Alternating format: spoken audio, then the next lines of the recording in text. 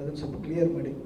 ಏನು ಇಲ್ಲ ಸರ್, ನಮ್ದು ಪ್ರೊಡ್ಯೂಸರ್ದು ನಮ್ದು ಒಪ್ಪಂದಗಳೇನಿದೆ ಅದು ಲೀಗಲ್ ಆಗಿದೆ, ಅದನ್ನ ನಾವು ಲೀಗಲ್ ಆಗಿ ಕ್ಲಿಯರ್ ಮಾಡ್ಕೋತೀವಿ. ಆದ್ರೆ ಇಲ್ಲಿವರೆಗೂ ನಾನು ಹೊರಗಡೆ ಎಲ್ಲೂ ಅದನ್ನ ತಗೊಂಡೇ ಬಂದಿಲ್ಲ. ಯಾಕೆ ಅಂತಂದ್ರೆ ಎಲ್ಲರೂ ಕೆಲಸ ಮಾಡೋದು ದುಡ್ಡುಗೋಸ್ಕರ. ಅದು ನನ್ನ ಪ್ರೊಡ್ಯೂಸರ್ ಮಧ್ಯದಲ್ಲಿ ಯಾವುದೇ ರೀತಿ ಭಿನ್ನಾಭಿಪ್ರಾಯಗಳೇನಿಲ್ಲ. ಕೊಡಬೇಕು ತಗೋಬೇಕು ಅನ್ನೋದ್ರಲ್ಲಿ ಅದನ್ನ ನಾವು ಡಿಸೈಡ್ ಮಾಡ್ಕೊತೀವಿ. ಅದೇ ವಾಣಿಜ್ಯ ಮಂಡಳಿನಲ್ಲಿ ಅದು ಡಿಸೈಡ್ ಆಗಿರಬೇಕು. ವಾಣಿಜ್ಯ ಮಂಡಳಿಲಿ ನಾವು ಸಿನಿಮಾ ಮಾಡ್ಬೇಕಾದ್ರೆ ವಾಣಿಜ್ಯ ಮಂಡಳಿಗೆ ಹೋಗಿ ನಾವು ಒಂದು ಸಿನಿಮಾ ಮಾಡ್ತಾ ಇದೀವಿ ಅಂತ ನಾವು ಅಲ್ಲೇನು ನಮ್ಮ ಮತ್ತೆ ಉದಯ ಮೇಹ್ತವ್ರ ಮಧ್ಯದಲ್ಲಿ ಈ ತರದ್ದು ಇದೆ ಅಂತಾನು ಹೇಳ್ಕೊಂಡಿಲ್ಲ. ಶುರು ಮಾಡ್ಬೇಕಾದ್ರೂ ಅವ್ರ ಹತ್ರ ಹೋಗಿಲ್ಲ, ಇದನ್ನ ಕ್ಲಿಯರ್ ಮಾಡ್ಕೋಬೇಕಾದ್ರೂ ಹೋಗಿಲ್ಲ. ಯಾಕೆ ಅಂತಂದ್ರೆ ಅದಕ್ಕೆ ಅಂತ ನಾವು ಫಸ್ಟೇ ಒಂದು ಸಿನಿಮಾ ಮಾಡೋಕ್ಕಿಂತ ಮುಂಚೆನೆ ಡೈರೆಕ್ಟರ್ ಮತ್ತೆ ಪ್ರೊಡ್ಯೂಸರ್ ಮಧ್ಯದಲ್ಲಿ ಒಂದು ಒಪ್ಪಂದ ಆಗುತ್ತೆ. ಅದು ಕಾನೂನು ಪ್ರಕಾರವಾಗಿ ಆಗಿರುತ್ತೆ. ಯಾಕೆಂತಂದ್ರೆ ಇವತ್ತೆಲ್ಲ ನಡೀತಾ ಇರುವಂತದ್ದು ಒಪ್ಪಂದಗಳ ಮೇಲೆನೆ. ಯಾಕೆ ಅಂತಂದ್ರೆ ನಾಲಿಗೆ ಮೇಲೆ ಯಾರು ನಿಲ್ಲಲ್ಲ ಅನ್ನೋದಿದೆಯಲ್ಲ. ನಾನಾದ್ರೂ ನಿಲ್ದೇ ಇರ್ಬೋದು, ಯಾರೇ ಎದುರುಗಡೆ ಇರೋರಾದ್ರೂ ಯಾರು ನಿಲ್ದೇ ಇರ್ಬೋದು. ಅಂದ್ರೆ ಇಡೀ ನಾನು ಓವರ್ ಆಗಿ ಹೇಳ್ತಾ ಇದ್ದೀನಿ. ಅದಕ್ಕೋಸ್ಕರ ಒಪ್ಪಂದಗಳ ಮೇಲೆ ಎಲ್ಲಾ ಕೆಲಸಗಳು ನಡೀತಿವೆ ಕಾರ್ಪೊರೇಟ್ ಸ್ಟೈಲ್ ಅಲ್ಲಿ. ಅದೇ ರೀತಿ ನಮ್ಮ ಸಿನಿಮಾನು ನಡ್ಕೊಂಡು ಹೋಗ್ತಾ ಇದೆ ಸರ್ ಅಷ್ಟೇ. ಅವ್ರ ಮಧ್ಯೆ ನಮ್ಮ ಮಧ್ಯೆ ಯಾವುದೇ ರೀತಿ ಭಿನ್ನಾಭಿಪ್ರಾಯಗಳಿಲ್ಲ. ಅದೇ ವ್ಯವಹಾರಕ್ಕೆ ಸಂಬಂಧಪಟ್ಟ ವ್ಯವಹಾರ, ಅದು ಕೊಡೋದು ತಗೊಳ್ಳೋದು ನನ್ನ ಮತ್ತೆ ಅವರ ಮಧ್ಯೆ ಇರುವಂತ ಸಂಬಂಧ ಸರ್ ಅದು. ಅದನ್ನ ಈಗ ಅಪ್ಪ ಅಮ್ಮನ ಈಗ ಒಂದೇ ತಾಯಿ ಮಕ್ಕಳು ಹೊಟ್ಟೆಲಿ ಹೊಟ್ಟದಂತ ಇಬ್ರು ಮಕ್ಳೇ ಗುದ್ದಾಡ್ಕೋತಾರ ಆಸ್ತಿಗೋಸ್ಕರ ಅಂತಂದಾದ್ಮೇಲೆ ನಾವು ಒಂದ್ ಸಿನಿಮಾ ಮಾಡ್ಬೇಕಾದ್ರೆ ಸಣ್ಣ ಪುಟ್ಟ ಜಗಳ ಬಂದೇ ಬರುತ್ತೆ. ಸಣ್ಣ ಪುಟ್ಟ ಜಗಳ ಬಂದಾಗ ವಾಣಿಜ್ಯ ಮಂಡಳಿಗೆ ಹೋಗ್ಬೇಕಾದೇನಿಲ್ವ? ವಾಣಿಜ್ಯ ಮಂಡಳಿಗೆ ನಾನು ಹೋಗಿಲ್ಲ ಸರ್. ಸರ್ ಈಗ ಅದು ಆಲ್ರೆಡಿ ರಿಸಾಲ್ವ್ ಆಗಿದೆ ಆಯ್ತಾ? ಇನ್ನೊಂದು ಕ್ಲಾರಿಟಿ ಹೇಳಿ ಸರ್. ಅದು ಯಾಕೆ ಕೇಳಿದ್ದು ಅಂತ ಹೇಳ್ಬೇಡ. ಅದು ನಿಮ್ಮಿಬ್ಬರ ಮಧ್ಯದ ವಿಷಯಕ್ಕಲ್ಲ ಕೇಳ್ತಾ ಇದ್ದೀವಿ. ಇಡೀ ಇವತ್ತಿನ ಕನ್ನಡ ಸಿನಿಮಾ ಇಂಡಸ್ಟ್ರಿಯ ದೃಷ್ಟಿಯಿಂದ ಹೇಳ್ತಾ ಇದ್ದೀನಿ. ಒಂದು ಸಿನಿಮಾ 240 ದಿನ ಶೂಟಿಂಗು 300 ದಿನ ಶೂಟಿಂಗು ಅಂತೆಲ್ಲ ಮಾಡ್ತಿರ್ಲಿವಲ್ಲ. ತಮಿಳು ಸಿನಿಮಾ ಇಂಡಸ್ಟ್ರಿನಲ್ಲಿ ಇದು ಬಂದಾಗಲಿಕ್ಕೆ ಹೋಗುವ ದಾರಿ ಏನಿದೆ. ಇವತ್ತು ನಿನ್ನೆ ಪ್ರೆಸ್ ಕಾನ್ಫರೆನ್ಸ್ ಇತ್ತು ತಮಿಳು ಸಿನಿಮಾ ನಿರ್ಮಾಪಕರ ಸಂಘದಿಂದ. ನವೆಂಬರ್ 1 ಎಲ್ಲ ಹೀರೋಗಳು ಅವರವರ ಕೆಲಸಗಳನ್ನು ಮುಗಿಸಿ ಅಂತ ಅಂದ್ಬಿಟ್ಟು. ನಾನು ಬರೀ ಮಾರ್ಟಿನ್ನ ಹಿನ್ನೆಲೆಯಲ್ಲಿ ಈ ಪ್ರಶ್ನೆ ಕೇಳ್ತಾ ಇಲ್ಲ. ಒಬ್ಬರು ನಿರ್ದೇಶಕರು ಅದನ್ನು ಒಪ್ಕೊಂಡ್ಮೇಲೆ ಪ್ರೊಡ್ಯೂಸರು ಮತ್ತು ನಿರ್ದೇಶಕರ ಮಧ್ಯೆ ಅದೇ ಒಪ್ಪಂದಗಳು, ಹಣಕಾಸು ವ್ಯವಹಾರ ಅವರಿಬ್ಬರ ಮಧ್ಯೆ ಆದರೂ ಕೂಡ ಅದನ್ನು ಇಂಡಸ್ಟ್ರಿಯನ್ನ ಹಾಳು ಮಾಡುವ ಅಥವಾ ಇಂಡಸ್ಟ್ರಿಗೆ ಎಫೆಕ್ಟ್ ಆಗೋ ತರ ಆಗಬಾರ್ದು ಅನ್ನೋ ಕಾರಣಕ್ಕೆ. ಸರ್ ಒಂದ್ ನಿಮಿಷ, ಇಂಡಸ್ಟ್ರಿನ ಹಾಳು ಮಾಡೋ ವಿಚಾರ ಅಂತ ಬಂದಾಗ ನಾನು ಆ ರೂಟಲ್ಲಿ ಇಲ್ಲ ಸರ್. ಯಾಕೆ ಅಂತಂದ್ರೆ ನಾನು ಬಂದದ ದಿನದಿಂದನೂ ಇಂಡಸ್ಟ್ರಿಗೆ ಹೊಸಬ್ರನ್ನ ತಗೊಂಬಂದೇ ಸಿನಿಮಾ ಮಾಡಿದ್ದೀನಿ. ಸ್ಟಾರ್ಗಳನ್ನ ಇಟ್ಕೊಂಡು ನಾನು ಸಿನಿಮಾ ಮಾಡಿದ್ದು ತುಂಬಾ ಕಡಿಮೆ ಸರ್. ಒಬ್ರದ್ದು ದರ್ಶನ್ ಸರ್ ಒಬ್ರದ್ದು ಬಿಟ್ರೆ, ಐರಾವತ ಅನ್ನೋದು ಬಿಟ್ರೆ, ಅಂಬಾರಿ ಸಿನಿಮಾ ಹೊಸ ಹುಡುಗನ್ ಕರ್ಕೊಂಬಂದು ಸಿನಿಮಾ ಮಾಡಿದೆ. ಮತ್ತದಾದ್ಮೇಲೆ ಅದ್ದೂರಿ, ಧ್ರುವಂದು ಮೊದಲನೇ ಸಿನಿಮಾ, ಅವ್ರನ್ನ ಕರ್ಕೊಂಬಂದು ಸಿನಿಮಾ ಮಾಡಿದ್ದೀನಿ. ಅದಾದ್ಮೇಲೆ ದರ್ಶನ್ ಸರ್ದು ಐರಾವತ, ಅದಾದ್ಮೇಲೆ ಎಗೈನ್ ರಾಟೆ, ಧನಂಜಯನು ಇಟ್ಕೊಂಡು ಸಿನಿಮಾ ಮಾಡಿದ್ದು. ಅದಾದ್ಮೇಲೆ ಕಿಸ್ ಅಂತ ಸಿನಿಮಾ, ವಿರಾಟ್ ಮತ್ತೆ ಶ್ರೀಲೀಲನ್ ಇಟ್ಕೊಂಡು ಸಿನಿಮಾ ಮಾಡಿದ್ದು.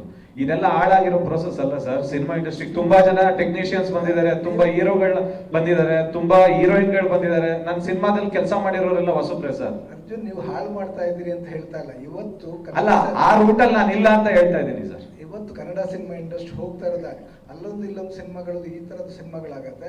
ಅದಕ್ಕೇನಾದ್ರೂ ತೊಂದರೆಗಳಾದಾಗ ಅದು ಬೇರೆ ಕಡೆನೂ ಎಫೆಕ್ಟ್ ಆಗುತ್ತೆ. ಇಲ್ಲ ಅಲ್ಲೊಂದು ಸಿನಿಮಾಗಳಾಗತ್ತೆ ಅನ್ನೋದಕ್ಕಿಂತ ಹೆಚ್ಚಾಗಿ ದೊಡ್ಡ ಸಿನಿಮಾಗಳನ್ನ ಮಾತಾಡಿದ್ವಿ.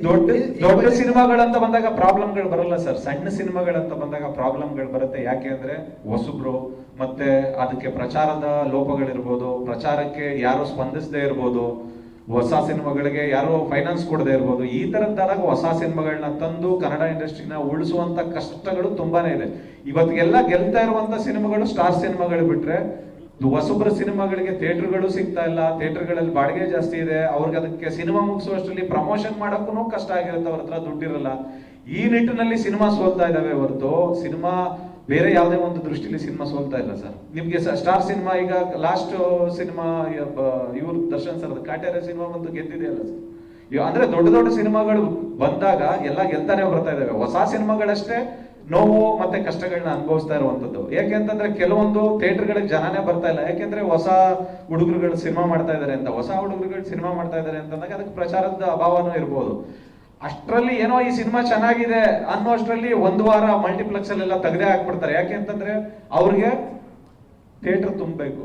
ಅಂತ ಮಧ್ಯದಲ್ಲಿ ಸಿಂಗಲ್ ಸ್ಕ್ರೀನ್ ಅವರೇ ಬದುಕಿಸ್ತಾ ಇರೋದು ಹೊಸ ಇದ್ರ ಸಿನಿಮಾಗಳನ್ನ ಅನ್ನೋದು ಬಿಟ್ರೆ ಈ ರೀತಿ ಸಾಯ್ತಾ ಇದಾವೆ. ಇನ್ಯಾವ ರೀತಿನೂ ಸಾಯ್ತಾ ಇಲ್ಲ ಸರ್. ಎಲ್ಲರೂ, ಪ್ರತಿಯೊಬ್ಬ ಡೈರೆಕ್ಟರ್ ಆಗ್ಲಿ, ಪ್ರತಿಯೊಬ್ಬ ನಿರ್ಮಾಪಕ ಆಗ್ಲಿ, ಪ್ರತಿಯೊಬ್ಬ ಆರ್ಟಿಸ್ಟ್ ಆಗ್ಲಿ, ಎಲ್ಲರೂ ನಮ್ಮ ಸಿನಿಮಾ ಚೆನ್ನಾಗಾಗ್ಬೇಕಂತಾನೆ ಸಿನಿಮಾ ಇಂಡಸ್ಟ್ರಿಗೆ ಬರೋದು. ಸಿನಿಮಾದಲ್ಲಿ ದುಡ್ಡು ಮಾಡಬೇಕು ಅಂತಾನೆ, ಸಿನಿಮಾದಲ್ಲಿ ಹೆಸರು ಮಾಡ್ಬೇಕಂತಾನೆ ಬರೋದು. ಬಟ್ ಯಾರು ಉದ್ದೇಶನೂ ಈ ಸಿನಿಮಾನ ಹಾಳು ಮಾಡ್ಬೇಕನ್ನೋದು ಯಾರ್ದು ಇರಲ್ಲ ಸರ್.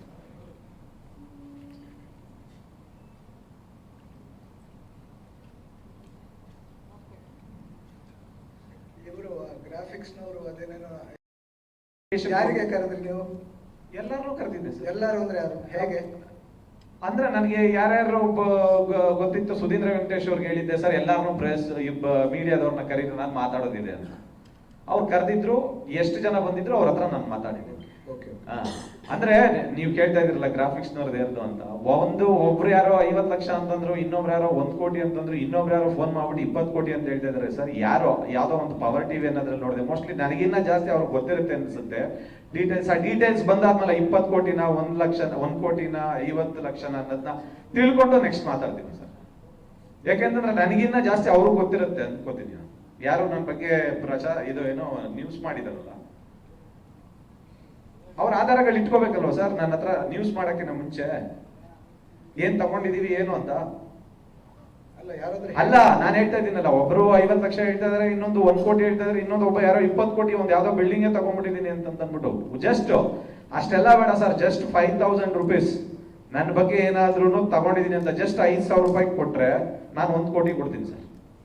5000 ತಗೊಂಡಿದೀನಿ ಅಂತ ಹೇಳಿ ತೋರ್ಸಿದ್ರೆ 1 ಕೋಟಿ ರೂಪಾಯಿ ಕೊಡ್ತೀನಿ. ಇದು ಪ್ರೆಸ್ ಮುಂದೆ ನಾನು ಅನೌನ್ಸ್ ಮಾಡ್ತಾ ಇದ್ದೀನಿ. ಸಾಕ ಸರ್? ಅಲ್ಲ ಹೇಳಿರೋದು ಒಂದೇ. ಒಂದ್ ನಿಮಿಷ ಅದೇನೋ ನಡೀತಾ ಇದೆಯಲ್ಲ ಲೀಗಲ್ ಇದು ಕಾನೂನು ನಡೀಲಿ ಸರ್, ನಡೆದಾದ್ಮೇಲೆ ಮಾತಾಡ್ಬೇಕು ಸರ್. ಅಂದ್ರೆ ಹೆಸರೇ ಇಲ್ಲದೆ ಉದ್ದೇಶಪೂರ್ವಕವಾಗಿ ಮಾಡುವಂತದ್ದನ್ನ ತಪ್ಪು ಅಂತ ಹೇಳ್ತೀನಿ ಅಲ್ವಾ? ಇವಾಗ ನಿರ್ಮಾಪಕರು ಹೇಳಿದ್ರಲ್ಲ ನನ್ನ ಬಗ್ಗೆ ಕಂಪ್ಲೇಂಟ್ ಮಾಡಿಲ್ಲ, ನನ್ನ ಬಗ್ಗೆ FIR ಇಲ್ಲ, ಇನ್ನೊಂದಿಲ್ಲ ಅಂತಂದಾಗ ನಾನೇ ನೋಡ್ತಾ ಇದ್ದೀನಿ ಮನೇಲಿ ಕೂತ್ಕೊಂಡು ನನ್ನ ಹೆಂಡತಿ ಮಕ್ಳ ಜೊತೆ ನನ್ನ ಮಗನ ಜೊತೆ ಆಟ ಆಡ್ತಾ ಇರ್ಬೇಕಾರೆ AP ಅರ್ಜುನ್ ಅರೆಸ್ಟ್ ಅಂತ ಬರ್ತಾ ಇದೆ. ನಮ್ಮ ಅಮ್ಮನ ಪಕ್ಕದಲ್ಲಿ ಕೂತಿದ್ದೀನಿ, ಹೆಂಗಾಗ್ಬೇಕು ನನಗೆ?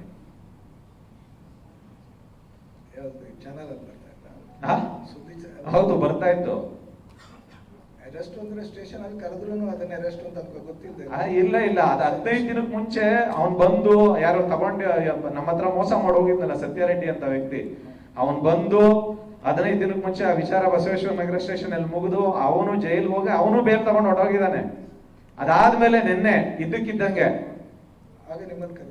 ನಮ್ಮನ್ನ ಕರ್ದಿಲ್ಲ, ಇವತ್ತು AP ಅರ್ಜುನ್ ಅರೆಸ್ಟ್ ಅಂತ ಮೊನ್ನೆ ಆಗ್ತಾ ಇದ್ದಾನೆ. ಅಲ್ಲ ಅದು ಯಾವಾಗಲೂ ಹಾಗೆ, ಈಗ ಕಳೆದ ವರ್ಷ ನೆರೆ ಬಂದದ್ದು ಇವತ್ತು ಬರ್ತಾ ಇರುತ್ತೆ. ಹಂಗೆ ಆತರ ನೆರೆ ಹೊರೆಗಳು ಹೊರೆಗಳೆಲ್ಲ ಬರ್ತಿರುತ್ತೆ, ಪ್ರವಾಹ ಬರ್ತಾ ಇರುತ್ತೆ ಸರ್. ಅಲ್ಲ ನೆರೆ ಬಂದಿರುತ್ತೆ, ಅದು 15 ದಿವಸ ಮೊದಲು ಗೊತ್ತಿರಲ್ಲ, ಅದಷ್ಟೇ. ಅರ್ಜುನ್ ಒಬ್ಬಂದೇ ಇದು ಮಾಡಿರೋದು ಸರ್, ತುಂಬಾ ಜನದ ಹೆಸರು ಬಂದಿದೆ ಅಲ್ಲಿ.